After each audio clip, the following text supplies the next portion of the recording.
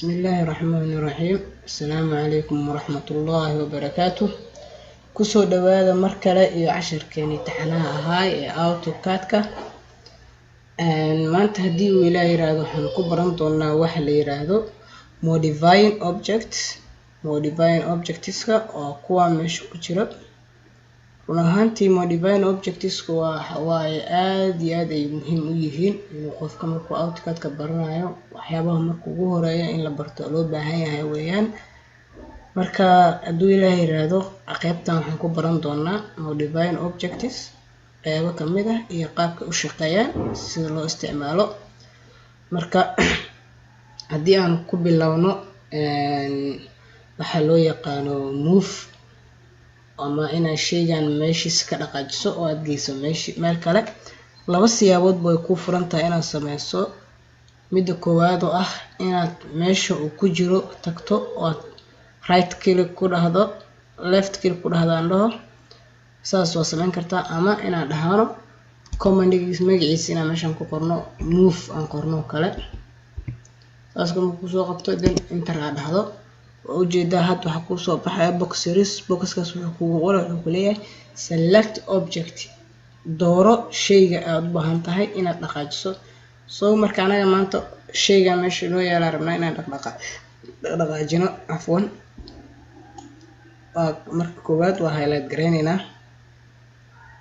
ujeedaa hadda inuu highlight gareysan yahay.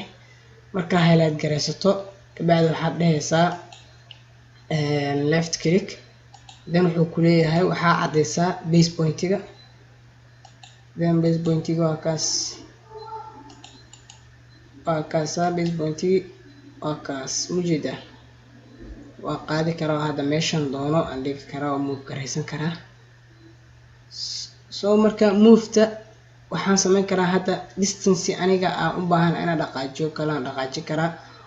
angle raba daro ku dhaqaaji karaa oo saas kale xagal u kicina, ama waxaa sameyn karaa inaan si hadda cashwaa'i ama randomly ah inaan meelun iskaga dhigo saas oo kale. sida haddii in muuqato move sidaas loo sameeyaa. waxaan ku xijin doonaa hadduu ilaa yiraahdo copy asagana waa ka halkaas ku jiro. sidii move hadda aan sameynayno kala sameyn kartaa, ima inaa meesha ku qorto ama inaa meeshan kasoo doorato. hadda meeshan kasoo dooranayna waxaan leenahay left click kabacdi wuxuu ku leeyahay objectiga dooro, waa highlight gareysan objectiga, then right click aa leedahay waa kaas. hadda right click markaa dhahdo wuxuu ku leeyahay waxaa cadeysaa base pointiga. marka waa kaas sida hadda idin muuqato copy-ga waa kaasa u badinaa. marka waa kaasa markaa saan kale rabto inaad iska reebto waxaad taaban kartaa enter ama escape waa dhihi kartaa. waa kaas uu naga haray. marka copy-gana saasaa loo sameeyaa. waxaa kaloo sameyneynaa haddii uu ilaa yiraahdo mirror-ka waxa weeyaan shaygan inaa isaga mid la mid ah oo cagsigiisa u sameyso. sida ogsiinta muraayad oo kale markaad isku fiiriso adigii oo wax kusoo muuqanaysa laakiin sida ujeed maahan sideeda kale kusoo muujinayso ma waa iska dhex arki kartaa. saas darteed marka shaygan kale hadda markaa rabna inaan mirror ku sameyno, mirror-ka laftirkeeda ayadan intay ku jirtaa oo modifying objects-ka kamid tahay. waatana waa soo dooranayna ayadana kabacdi wuxuu ku leeyahay waxaad doorataa objectigii. marka waa kaas objectiga highlight gareysanayna. marka highlight gareysana right click aa leenahay wuxuu ku leeyahay specify first pointigii then waa kaas. marka mirror markaa sameyso kale wuxuu ku leeyahay ma tirtirnaa sourcigii macnaha kii hore oo midka cusub isma ku dhaafnaa mise labadooda ku dhaafnaa. marka waxaan leenahay hadda anaga hanaga tirin labadooda inoo dhaaf si aan u wada aragno bal isbedelka soo noqday. marka waa kaas ujeedaa hadda laba shay oo saarno kala jeedo noqday. ujeedaa ku muuqataa hadda markiisa hore shayga sidaan u ahay markan dambana sidaan isku bedelo qaab kale isku gadiyay. okay waxaan kaloo hadda ka hadli doonaa haddii uu ilaa yiraahdo fillet iyo chamfer. waxa la yiraahdo fillet-ka iyo chamfer-ka labadooda waa laba shay oo hal meel ku wada jiraan. labadooda halkaas ku wada jiraan. fillet-ka waa kaasa oo qaab wuxuu ku sameynayaa arc oo kala chamferkan waa kana oo qaab wuxuu ku sameynaa isagana leen oo angle ku taagan oo kale. marka fillet hadii aan ku hormarno marka filletka soo doorato wuxuu ku leeyahay waxaad select face point ku leeyahay face point-gan kala had intaan ka dhiganeynaa. then wuxuu ku leeyahay waxaad doorataa second point-gaaga. marka aad marka horta soo doorano filletka meesha waxaan dooraneynaa radius oo waxaan cadeyneynaa inaan radius gelinayno. hadda anaga kuley qiimo ma haysano laakiin 200 kale iska dhiganaa. radiuska first point-geena waa kana, second point-geena waa kaas. marka hadda wuxuu ku leeyahay ujeeda radiuska qiimaha aan gelisay zaid ayuu uga weyn yahay ku leeyahay marka ma qaadanayso. soo marka qiimaha numberkan bedelayna radiuska aan gashanay. okay radiuska waa kan waxaa gelinaa 10 oo kale hadda gashanayna. kabacdi first point-ga waa kana, second point-gana waa kaas. still wuxuuna leeyahay aad ayuu ugu weyn yahay. soo marka bahalka software-keyga wuxuu saaran yahay meter. soo marka waa inaa qiimo meter oo geliyo points aan geliyaa 0.5 kale hadda gelinaynaa si uu inoogu shaqeeyo. waa kaas waa ujeedina oo malaynaa markii aan hadda gelinay qaab noocaas u sameynaa arkigaas sameey marka hore qaabkaas u taagan yahay. marka laakiin fillet loo isticmaalo filletka waa kaasa. kabacdi waxaad doorataa radius dooro qiimaha gelinaynaa inta aan leedahay. wuxuu ku leeyahay first point-ga caday. first point-ga markaa cadeyso waa kaas sida hadda ku muuqato wuxuu sameeyay arc. okay marka filletka waa kaasa. chamferkana asaga meeshun buu kula jiraa waa kana. chamfer asaga sidoo kale sameynaysaa waxaa gelinaysaa distance-ga qiimaha aad rabto in chamfer uu ku sameeyo 2 kala gelinaynaa. soo marka inta imaanaynaa haddana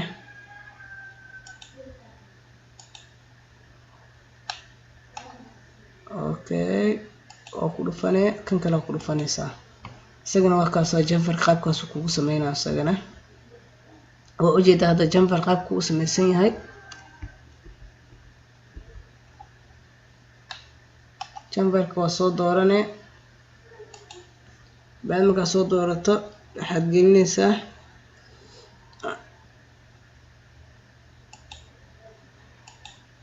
waa soo dooranay. markaa soo doorato qiimihii gelinaynaa haduu leeyahay aan ugu talagalnay inuu macnaha uu angle ku sameeyo 1 oo kale iska gashanay. waxaad adiga markaas hadba waxay kugu xiran tahay adiga waxaad sameynayso ku xiran tahay. waa kaas sida hadda nii muuqato chamferka saas u sameeyaa. okay marka waxaa kaloo hadda isku daynaa inaan sameyno waxa la yiraahdo trim oo kale. okay trim marka waxaa loo isticmaalaa tusaale ahaan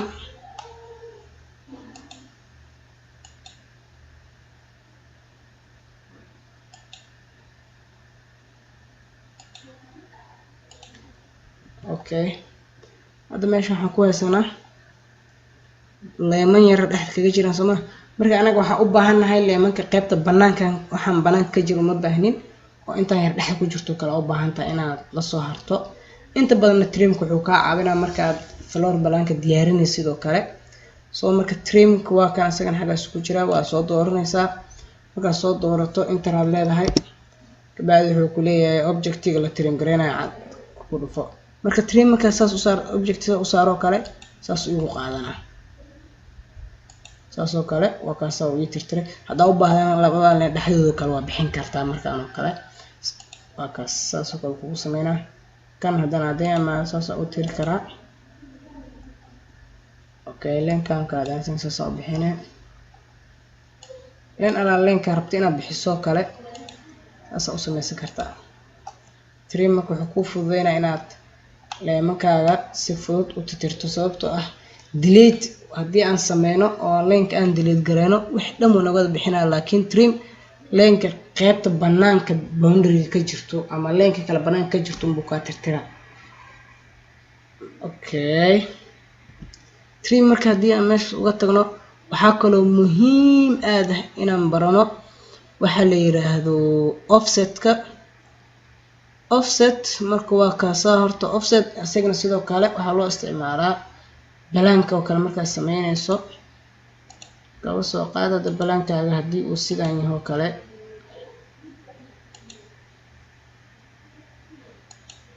balaankaaga hadii uu sidaan yahay kale waxa ogsoontahay markuu sidaan oo kale wareega guriga uu yahay inuu partition wall ay meesha maanayaan guriga la kala jajara soo marka inta aniga leen inaan soo qaato cabirto waxaan sameyn karaa offset kan kusoo dhufanaa offset marka kusoo dhufo wuxuu ku leeyahay qiimaha u baahan tahay in offset ku sameeyo geli kaba soo qabo 1.2 kala leeyahay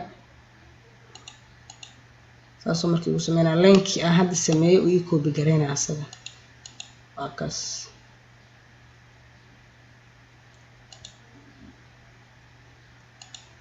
leenkii uu copy gareynaa qaabkaas qaab noocaas kale u sameeyna asagana offsetka marka waa kaasa haddii waxa hore niigu sheegay trim inay markii balaanka la diyaarinay muhiim u tahay meelahan oo kale marka joogto waa in qasab waxa kuga inaad darbiyashan bixiso darbiga marka hatta hadii aan dhawo bixina oo dileed aan dhawo darbiga dhamay leenka dhamay wada baabay marka si uu leenkayga baabin waa inaad trim soo qaataa dan inta yar dhaxal ku jirta iska bixinayna bas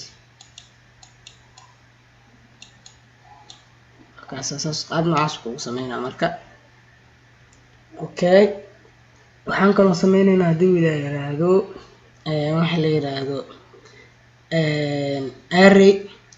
array horta waa kan meesha ku jiro oo macnaha qaab wuxuu u sameeynaa shaygan oo isla eego kalena distance isla eeg baxdo kale ku fududeena kaba soo qaadado kale array hadii aan soo doorano kan oo kale u baahanahay inaan ku sameeyno array oo aan koobiyano waa kaas oo ku jeeda sida ku muuqato marka meeshaan ka bedeli kartaa number of rows oo kale hadda waa 3 waxaan ka dhiganaynaa hal oo kale okay waa kaas wax row hadda ma jiro laakiin columnska afar noqdeen columnska asagana qiimo in alaab inta doonto ka dhigi kartaa columnska kaba soo hadada 6 ka dhigaynaa